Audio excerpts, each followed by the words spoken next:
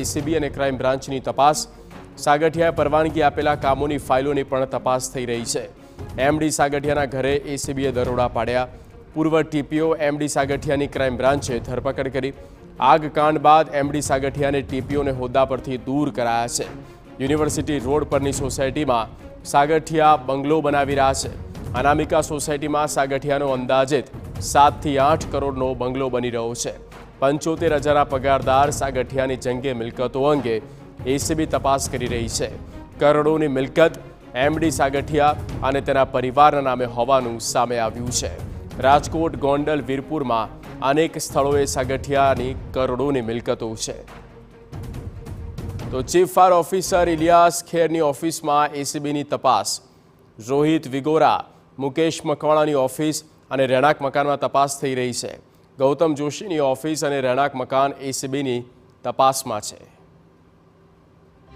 Town planning officer સાગઠિયાનો જે બંગલો છે તે દર્શાવીશું। TV9ની ટીમ પહોંચી છે કે જેનો નવો બંગલો તૈયાર કરવામાં આવતો હતો। 75,000 પગારદાર એમડી સાગઠિયા લગભગ 7 થી 8 કરોડથી ઉપરનો ખર્ચ કરીને બંગલો તૈયાર કરી રહ્યા હતા।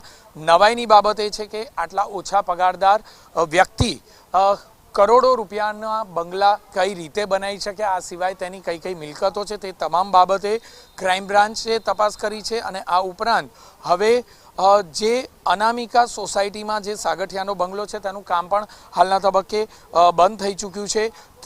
1 કલાક જેટલી ક્રાઇમ બ્રાન્ચ દ્વારા પૂછપરછ કરવામાં આવી હતી અને હવે એસીબીના દ્વારા પણ આ તમામ મામલે તપાસ કરવામાં આવી રહી છે। એસીબી દ્વારા હજી પણ આ ઉપરાંત અલગ અલગ અધિકારીઓ પાસે અલગ અલગ અધિકારીઓના ઘરે દરોડા થાય તેવી પૂર્ણપણે શક્યતા છે, કારણ કે આ એવા અધિકારીઓ છે કે જેઓ લાંચ લઈને જ કામ કરતા હતા તેવી અનેક ફરિયાદો મળી હતી અને આ તમામ જે અધિકારીઓના નામ ખુલ્યા છે તે તમામ અધિકારીઓના ત્યાં એસીબીના દરોડા થાય તેવી પૂર્ણપણે હજુ પણ શક્યતા છે।